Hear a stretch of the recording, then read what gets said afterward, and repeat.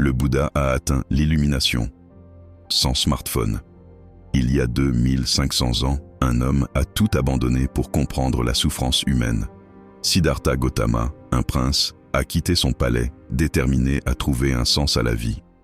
Dans sa quête, il a découvert des vérités qui résonnent encore aujourd'hui.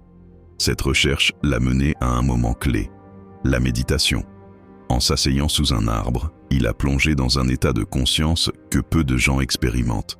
Ce n'était pas juste du calme, c'était une connexion directe avec l'existence. Mais voici l'élément surprenant. Certaines de ces pratiques, comme la pleine conscience, sont maintenant adoptées par des millions de personnes à travers le monde. Les chercheurs découvrent même que méditer réduit réellement le stress et améliore la concentration.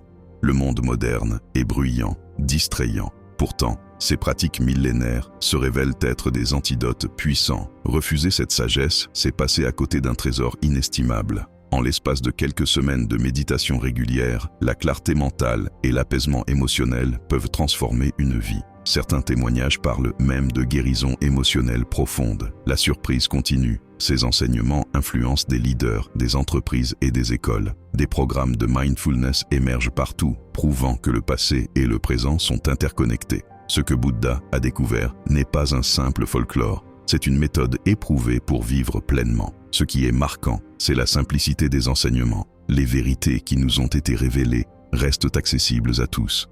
La révélation finale, la véritable illumination, réside dans la présence et l'acceptation. Ce que le Bouddha a réalisé résonne encore aujourd'hui, prouvant que le chemin vers la paix intérieure est intemporel.